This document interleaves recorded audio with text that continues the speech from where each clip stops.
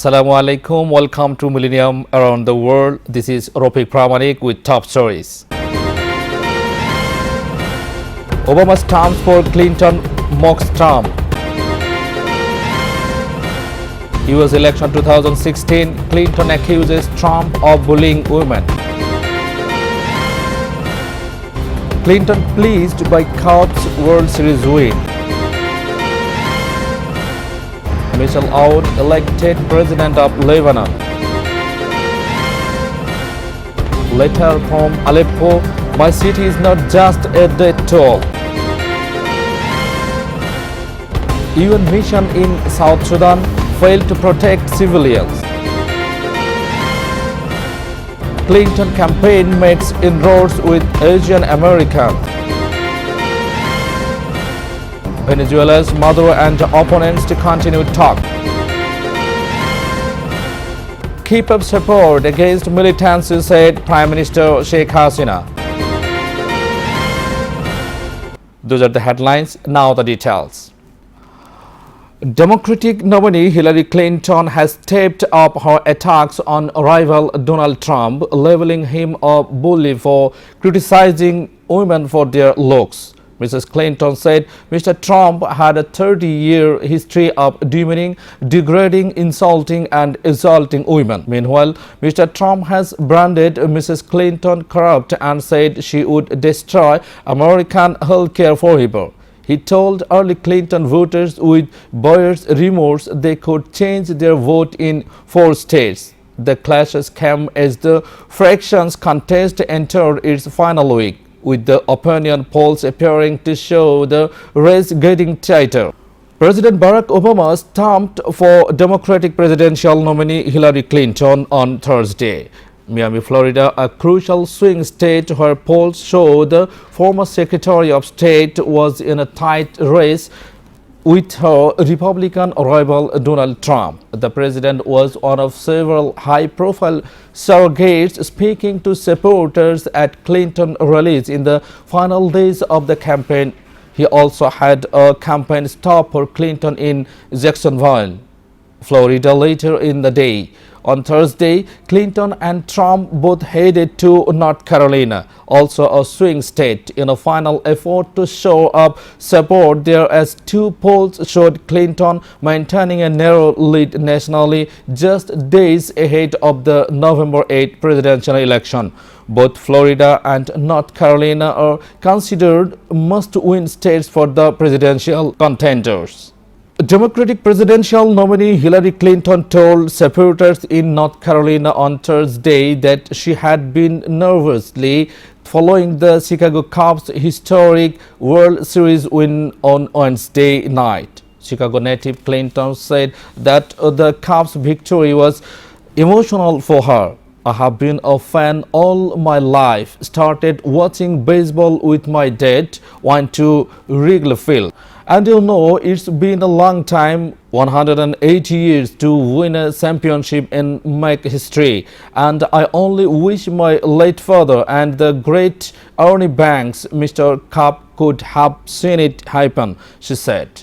And who knows, maybe we'll see even more history made in a few days, she said, alluding to the possibility that she could become the first female US president when the presidential election takes place on November 8. The presidential race has also become increasingly nerve-wracking for Clinton supporters, with her once comfortable lead over Republican Donald Trump shrinking in recent days. Hillary Clinton supporters nervously eyed opinion polls showing the Democrat with a tenuous lead over Republican rival Donald Trump on Thursday, as the White House candidate raced through vital battleground states in a late search for votes. The race for the Oval Office has tightened significantly in the first week, as several swing states that Trump must win shifted from favoring Clinton to toss-up, according to the Reuters. They call themselves Trump traders, Nurse Ed. We can all agree that the worst outcome would be Trump. I Am Your Voice, an organization that via a offsite facilitates vote swapping between voters in key battleground states and so-called safe states. The target supporters of the third-party candidates who don't want to inadvertently throw the election to Trump. Brett Lane is voting for the Green Party's Jill Stein in Democrat-leaning New York in exchange for his friend's cousin voting for Hillary Clinton in Pennsylvania, a key swing state. Many of his friends are trading their votes as well. Hillary Clinton supporter who is trading his vote with voter in Pennsylvania, saying if we can use it to further some other goal, to trade it to lower, to trade it to Florida, that would be just making our democracy go a little further in this electoral college we are stuck in. A similar scheme was tried in 2000. Neither traders used vote swapping to try to prevent Ralph Nader supporters from siphoning votes from Democrat Al Gore. In the end, it all came down to Florida, where George W. Bush won by 537 votes. Our culture has gotten too mean and too rough, especially for children and teenagers, says Melania Trump about childhood bullying and online trolling. We have to find a better way to talk to each other, to disagree with each other, to respect each other. She says that anti-bullying efforts will be one of her issues if she is to become First Lady. It's absolutely unacceptable, she adds, when children are mocked, bullied and attacked online anonymously. To some, her remarks seemed at odds with her husband's long history of using Twitter to insult people. Michel Aoun, the former Lebanese army chief, has been elected president of Lebanon, ending more than 2 years of deadlock surrounding the vacancy. Aoun, 81, secured the presidency by winning the support of 83 MPs, while over the absolute majority of 65 needed to win, according to a tally of votes read out in a televised broadcast from Parliament on Monday. Fireworks echoed across Beirut as the tally showed on the winner. On an MP was shown smiling in his seat. The Lebanese presidency is reserved for a Maronite Christian in the country's sectarian power-sharing system. Lebanon had been without a head of state for 29 months after Michel Suleiman stepped down as president at the end of his term in May 2014. Since then, 45 sessions to elect a new leader have failed due to political infighting that led to a lack of a quorum. Syrian rebel groups launched car bomb attacks against government-led force in western Aleppo, a monitoring group said on Thursday. They tried to revitalize an offensive which has made little progress since taking most of Dayat al-Assad suburb on Friday. There were clashes between rebel groups and pro-government forces around Dayat al-Assad and near the 1070 apartment blocks, the British-based Syrian Observatory for Human Rights added. 3 videos uploaded to social media purport to show bomb attacks by the Islamist Jais al-rebel group in the new Aleppo area and an attack by an unspecified rebel group on the adjacent 3000 apartments area.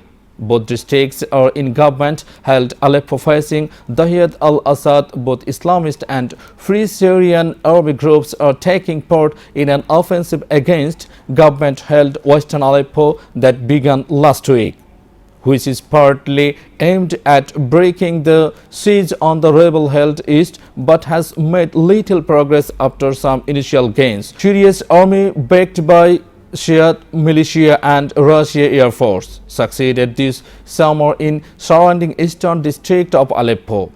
Besieging the Sunni rebel groups seek to overthrow President Bashar al-Assad as well as around 250,000 civilians. Using civilians as human shields is ISIS attempt to hold on to the city, the jewel of its self-proclaimed caliphate. No one expected the militants to surrender Mosul without a hellish fight. But for Iraqis still living under ISIS control in the city and surrounding areas, every option now is grim. They can try to flee but to be branded by ISIS as apostates, for which the penalty is death, or they can potentially be seen as ISIS sympathizers in new place and risk becoming victims of revenge crimes.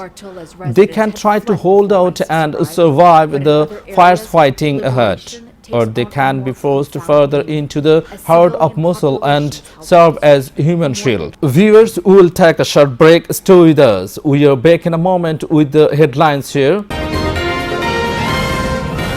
Thai Crown Prince to be king next month. South Korea President friend Choi Soon-sil detained. Italy caught thousands spent night in temporary accommodation. Dhaka cafe attack, police claim arrest of four-arms supplier. Awami League lawmaker body jail. Jail killing day, 41 years on justice still alive. Brexit court defeat for UK government. To the next news. UN Secretary General Ban Ki-moon has sacked the commander of a peacekeeping force in South Sudan following a damning report that accused the Blue Helmets of failing to protect civilians during an outbreak of violence in July. The report from a UN special investigation found that a lack of leadership in the UN mission, known as UNMISS, culminated in a chaotic and ineffective response during the heavy fighting in the capital Juba from July 8 to 11 that killed dozens of people. Peacekeepers abandoned their post and failed to respond to pleas for help from aid workers under attack in Tyrian Hotel, less than a mile from a UN compound. According to the report, around 12,000 UNMISS peacekeepers were in the country at the time. Ban's spokesman Stephen Dujarric said the UN chief had asked for the immediate replacement of the force commander, Lieutenant General Johnson Mogoa Kimani Ondeki. The group was until recently firmly and reliably Republican. Now they are now the fastest growing racial minority in the US and are turning Democratic faster than any other racial group. Donald Trump's anti-immigrant rhetoric and China bashing has made him particularly unappealing to these voters. Meanwhile, Clinton's campaign has made extensive outreach to Asian Americans with volunteers fluent in Chinese, Tagalog, Vietnamese and Korean, and those efforts appear to be paying off. A nationwide survey of Asian Americans conducted in October showed 55% were planning to vote for Clinton, while only 14% supported Trump. In the past, Asian American voter turnover has been low, but with Get Out the Vote efforts like volunteers going door to door and encouragement of early voting, community leaders hope to change that. Millennium TV USA has passed 3 years of success and going to start the 4th year. In this regard, the 3rd anniversary of Millennium TV USA will be observed on 11th November in a pleasing manner. The president of Millennium TV USA, Noor Tafadar, has cordially invited to all the Bangladeshi people who are available in America. The program will start at 4 afternoon and it will continue to 11:30 at night.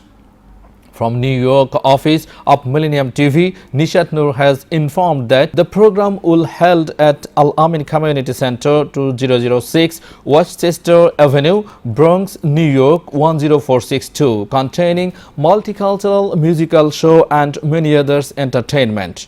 For details, please contact with Millennium TV USA office. You can communicate with us over phone 7186396600, 7188776544. You can communicate with us through email info@millenniumtv.net. Don't forget to attend the program. Venezuela's government and opposition leaders have agreed to continue talks in the first step of Vatican-sponsored dialogue on diffusing a political crisis amid calls to remove President Nicolas Maduro. With the mediation of the Vatican and the Union of South American Nations, the two sides agreed on Monday after hours-long talks on an agenda that includes a new meeting next month. Whether this dialogue has or does not have continuity will depend on concrete gesture from the government, said Jesus Torrealba, Executive Secretary of the Democratic Unity Roundtable, the opposition group taking part in the talks.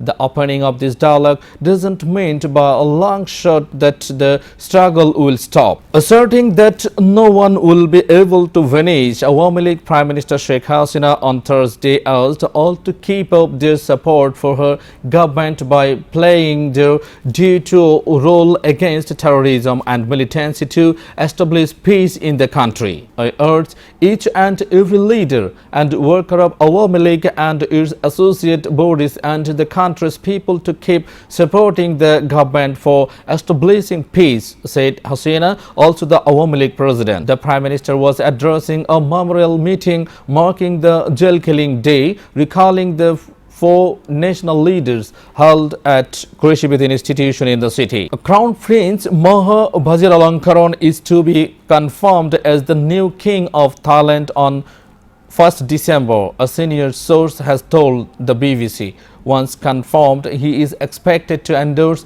a new military drafted constitution and to start appointing his own team of senior royal officials. His father, King Bhumibol Adulyadej, the world's longest reigning monarch, died on 13 October aged 88. The government has declared a year-long official mourning period. The widely revered king had served 70 years as head of state and was seen as a establishing figure promoting economic development and social harmony in a country hit by cycles of political turmoil and multiple coups. The woman at the center of the political scandal embroiling President Park Geun-hye has been placed under emergency detention after prosecutors said she was unstable under flight risk. Too soon, Sil, who faces allegation of fraud and meddling in state affairs over her decades-long friendship with Park, was questioned for hours on Monday after she returned to the country and handed herself in following mass street protests. There is a possibility of Choi trying to destroy evidence as she is denying all the allegations, a prosecution official told Yonhap news agency, explaining the decision to hold her 48 hours. She has played overseas in the past and she doesn't have a permanent address in this country, marking her flight risk. Thousands of people in central Italy have spent the night in cars, tents and temporary shelters following the fourth earthquake in the area in 3 months. The 6.6 magnitude quake, Italy's strongest in decades, struck close to the region where early 200 people were killed by a quake in August. This time, no one appears to have died in the tremor near the town of Norcia, but about 20 people were injured. Powerful aftershocks are still bringing down Missouri. Several were felt overnight into Monday, including one with a magnitude of 4.2 in Norcia in the Umbria region. Some locals have decided to stay in their homes. Others spent the night in tents pitched near the town or have taken up the authorities' offer of shelter on the Adriatic coast. Prime Minister Matteo Renzi is chairing a cabinet meeting to discuss emergency reconstruction effort. Viewers, United Nations Secretary General Ban Ki-moon has been honored by the Elton John Ayers Foundation with its Founders Award, which recognizes extraordinary contribution to the global effort to the end. The non-profit organization, founded by veteran singer Elton John, gave away the award at its 15th annual and enduring vision gala in New York on Wednesday. He continues to be a vocal supporter for LGBT equality and HIV/AIDS advocacy,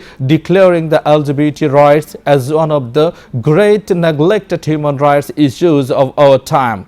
John said of Bond's efforts in promoting lesbian, gay, bisexual and transgender rights in September when the award was announced. Dhaka Metropolitan Police spokesperson MD Maksud Rahman said the arrests were made from the capital's Darussalam area late on Wednesday by the counter-terrorism unit. They have been identified as MD Abu Tahir 37, Mizanur Rahman 34, MD Selim Mia 45 and Tawfiqul Islam alias Dr. Tawfiq 32. All of them belong to banned militant outfit Jamaatul Mujahideen Bangladesh JMB, said Deputy Commissioner Rahman. Almost 800 detonators and a 9mm pistol have been found during the raid. During initial investigation, the suspects confessed to smuggling weapons and explosives across the border near the northern district of Chapai-Nawabganj, said the senior police officer. A Dhaka court yesterday sentenced Awami League lawmaker Abdur Rahman Bodi to 3 years in prison for concealing and deliberately providing false statement to the Anti-Corruption Commission in March 2014. The controversial lawmaker from Cox's Bazar was also fined Dhaka 10 lakh in default, of which he will have to spend 3 more months in jail. This is the first time a ruling party lawmaker has been punished in a corruption case. 3 years imprisonment is the highest punishment for the offence Bodi committed. 41 years have passed since the assassination of 4 national leaders at the Dhaka Central Jail on this very day in 1975. It also has been more than 12 years since a trial court handed down punishment to the perpetrators of the heinous crime, but justice still allows the nation as the punishment for any of the 11 convicted killers could not be executed, as it is perceived that all the convicts are hiding abroad. The government has so far traced in definite terms the awards of only 2, one in the United States of America and the other in Canada, but failed to bring them back. There have been no further updates from a task force led by the law minister that the government constituted in 2010 to locate and bring back the absconding killers. Against this backdrop, the nation pays tribute to the 4 national leaders, said Nazrul Islam, Tajuddin Ahmed, A.H.M. Kamaruzzaman and M. Mansur Ali, on the 41st anniversary of the jail killing day. Parliament must vote on whether the UK can start the process of leaving the EU, the High Court has ruled. This means the government cannot trigger Article 50 of the Lisbon Treaty, beginning formal exit negotiations with the EU on its own. Theresa May says the referendum and existing ministerial powers mean MPs do not need to vote, but campaigners called this unconstitutional.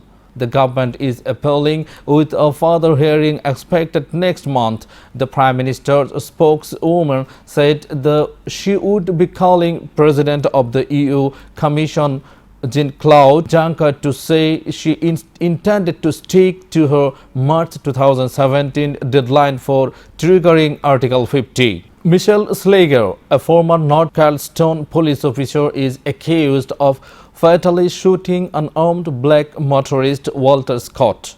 The April 2015 incident was captured on cell phone. Slager shooting Scott 5 times in the back as he fled from a traffic stop. Slager has said he would have been threatened by Scott with a taser, but South Carolina prosecutor Scarlett Wilson says there's a lie. She accused Slager of staging the crime scene. by moving a taser closer to the hand-cropped dead body. Prosecutor Scarlett Wilson saying, picked it up. He walked over to a dead Walter Scott and threw it down right beside him. But defense lawyer Andy Savage says Slager had a solid reputation and that Scott had failed to follow the officer's instructions. 6 white men, 5 white women and 1 black man will eventually render a verdict in the case. Viewers, now the news on science and environment.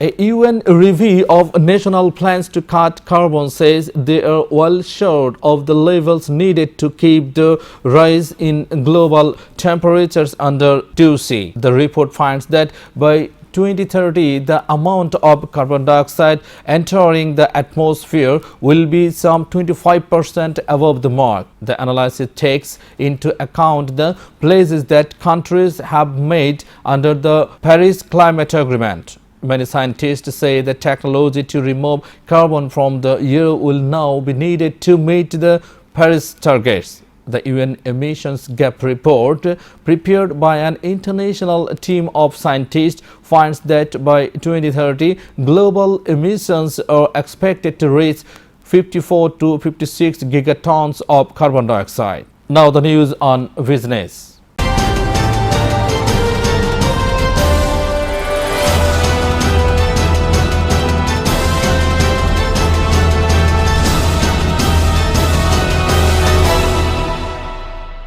UK inflation will quadruple to about 4% in the second half of next year and cut disposable income, a leading think tank has forecast. The rise in prices will accelerate rapidly during 2017 as the fall in sterling is passed on to consumers, according to the National Institute for Economic and Social Research (NIESR). The revised figure is sharply higher than the 3% it forecast in August. The economy also faces significant risk that could restrict growth. Consumer price index inflation rose to 1% in September, up from 0.6% in August, the Office for National Statistics said last month. That was the highest rate for nearly 2 years as the cost of clothes, petrol and hotel rooms increased. Viewers, now the news on technology.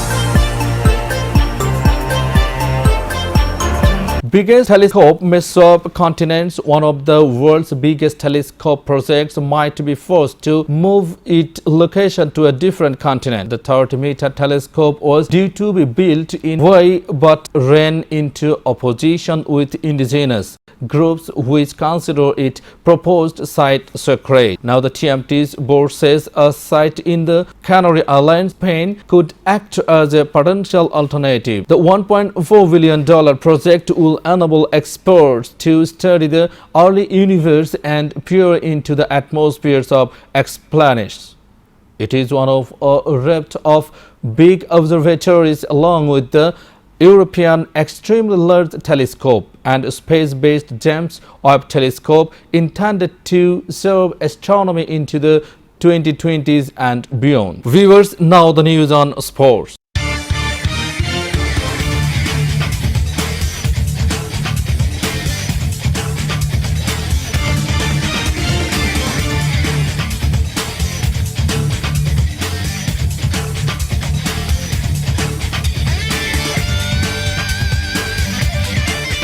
American football cornerback Marcus Peters raised his first and several other players' net during performance of the US national anthem. The latest protest in the National Football League made to draw attention to racial inequality. The gesture on Sunday by Peters, 23, who is African American, recalled the race-first demonstration by black athletes Tommy Smith and John Carlos during their medal ceremony at the 1968 Olympic Games in Mexico City. San Francisco 49 years backup quarterback Colin Kaepernick started a controversy when he began the protest against injustice and police brutality by refusing to stand for the Star-Spangled Banner during preseason game. Cubs win first World Series in more than a century, ending more than a century of flops, futility and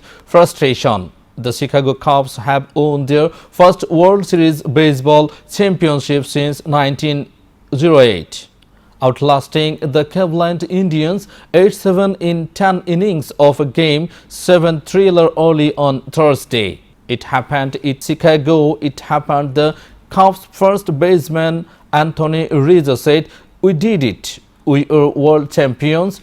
I tell you, we're world champions. I can't believe it."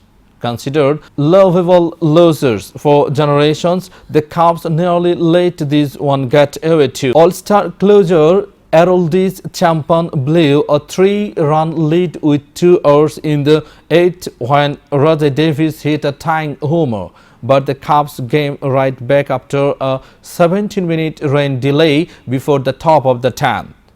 Man City 3, Barcelona 1. Pep Guardiola so happy with victory. Manchester City boss Pep Guardiola says he is so happy for his players after they came from behind to beat Barcelona for the first time.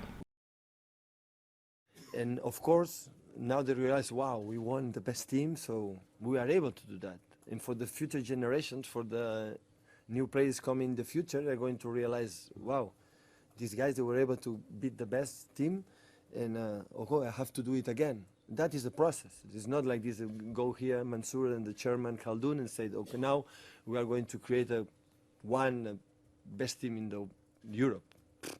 You need 10 years, 15 years, 20 years to stay there. And what we're going to try to reduce that time to leave nights for the Manchester City fans like today. But considering our situation, how short time we're together, never won the best team in the world, and our position in the group, our victory today is so important. And of course now we have one more game to win, to go in February, and hopefully in February we'll be good, we'll be better to keep going. I think we show many good things. We show many good things. I'm so happy for the players, because for many games they didn't deserve to 6 win less, for how they play. And I said to viewers, let's have a look Millennium Around the World recap. Assalamu alaikum, welcome to Millennium Around the World. This is Ropik Pramanik with top stories. Obama stamps for Clinton, mocks Trump. US election 2016, Clinton accuses Trump of bullying women. Clinton pleased by Cubs World Series win. Michel Aoun elected president of Lebanon.